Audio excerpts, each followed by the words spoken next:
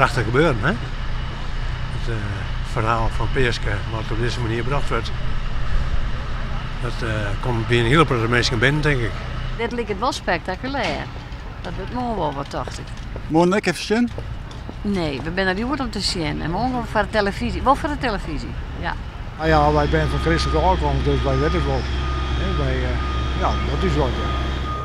Nou, even kijken hoe ver, maar ik denk tot pak een beet deze plaats. Als je gewoon over die plaat doet en hij blijft hier bij die laatste plaat staan, ja.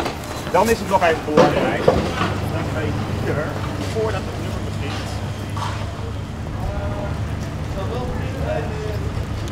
En dan bij die eindcrashzoom wil ik kijken of ik hem echt gewoon in plaats van reverse, zeg maar, echt op je inga.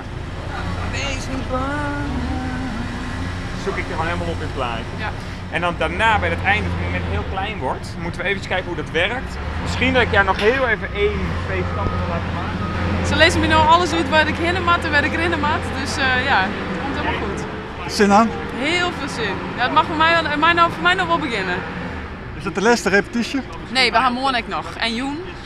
Maar nu vertellen ze wat mijn posities binnen en ja, dus daar ben ik wel blij mee. Dan kan ik vannacht in elk geval rustig slapen.